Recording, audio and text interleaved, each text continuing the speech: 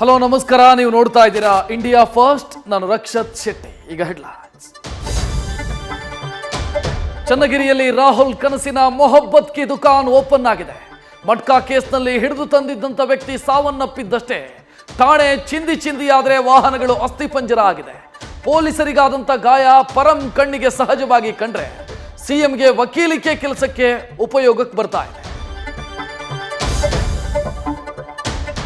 ಥೇಟ್ DJ ಹಳ್ಳಿ, KG ಹಳ್ಳಿ, ಕೊಳ್ಳಿ ದೆವ್ವಗಳ ನೆನಪಾಗ್ತಾ ಇದೆ. ರಕ್ಷಣೆ ನೀಡದ ಸರ್ಕಾರದಲ್ಲಿ ಪೊಲೀಸರೇ ಅನಾಥರು. ಬೆಳಗ್ಗೆ ಹೊತ್ತಿಗೆ 2 ಅಧಿಕಾರಿಗಳು ಸಸ್ಪೆಂಡ್ ಆಗಿದ್ದಾರೆ. ಆದರೆ ಆತನ ಸಾವಿನ ಬಗ್ಗೆ ಕುಟುಂಬಸ್ಥರಲ್ಲೇ ಗೊಂದಲ ಇದೆ. ಇತ್ತ ಕಾನೂನು ಸುವ್ಯವಸ್ಥೆ ವಿಪಕ್ಷಗಳಿಗೆ ಮತ್ತೆ ಆಹಾರವಾಗಿದೆ.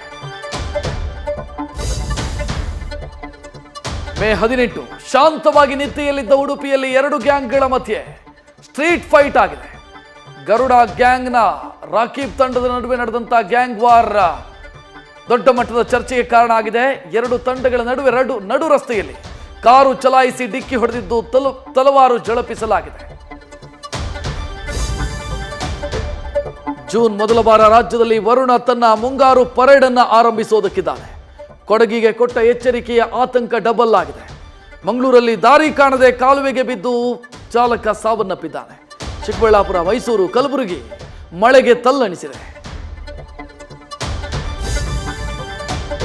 ಇವತ್ತು ಲೋಕಸಭೆಗೆ 6ನೇ ಹಂತದ ಮತದಾನ. ಬೆಳಗ್ಗೆಯಿಂದ ರಾಜಧಾನಿ ದೆಹಲಿ ಮತೋತ್ಸವದಲ್ಲಿ ಮಿಂದೇಳಿತು. ಸೋನಿಯಾ, ರಾಹುಲ್, ಕೇಜ್ರಿವಾಲ್ ಹಕ್ಕು ಚಲಾಯಿಸಿದರು. ರಾಂಚಿಯಲ್ಲಿ ಧೋನಿ ವೋಟ್ ಮಾಡಿದರೆ 370 ರದ್ದು ಬಳಿಕ ಕಾಶ್ಮೀರವೂ ಕೂಡ ಮತದಾನಕ್ಕೆ ಸಾಕ್ಷಿಯಾಯಿತು.